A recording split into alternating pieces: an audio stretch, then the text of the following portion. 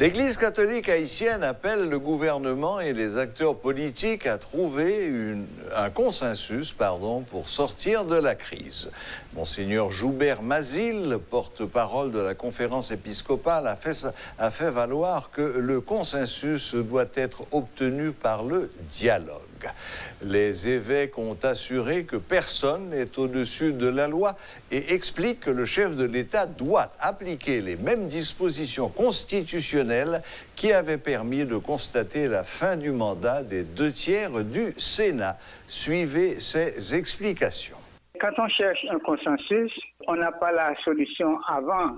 Donc on s'assoit et puis on expose chacun son point de vue sans a priori. On expose son point de vue et on est prêt à accepter ce que l'autre dit, la proposition de l'autre, et peut-être que cela va amener. Et c'est le consensus qui va vraiment dire si c'est ça la décision sage pour le moment. Okay. Donc, parce que dans le consensus, chacun donne et chacun prend. Et pour éviter que ça finisse dans la cache, c'est en s'asseyant et en cherchant le consensus. Donc, même si ce que vous avez dit comme interprétation du point 2 dans la note, donc le premier constat, mais il faut que ça soit le fruit d'un consensus. Donc, c'est le dialogue qui nous amène à ça.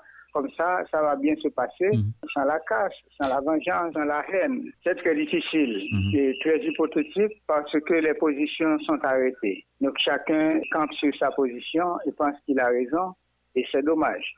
Donc nous devons jusqu'au bout offrir les bons offices, chacun dans sa sphère d'action pour éviter que ça finisse dans la catastrophe, que ça finisse dans la cache générale. Donc, il faut le prévenir. Nous voyons arriver la catastrophe annoncée. Donc, il faut tout faire pour empêcher que ça n'arrive. L'Église ne peut pas aller plus loin que ce que les citoyens veulent. Donc, si l'Église invite au dialogue, invite au consensus, si on ne répond pas, l'Église ne peut pas se mettre comme un professeur avec un fouet, avec une rigoise, à obliger les gens à s'asseoir et à décider.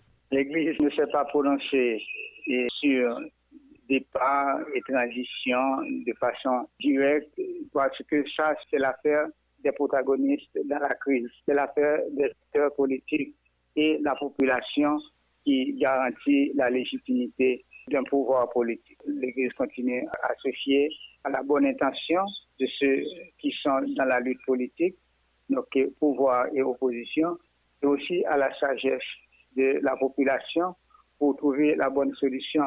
Nous continuons à appeler à la conscience de tous pour protéger ce qui peut être protégé et sauvé, Haïti comme terre pour ses fils.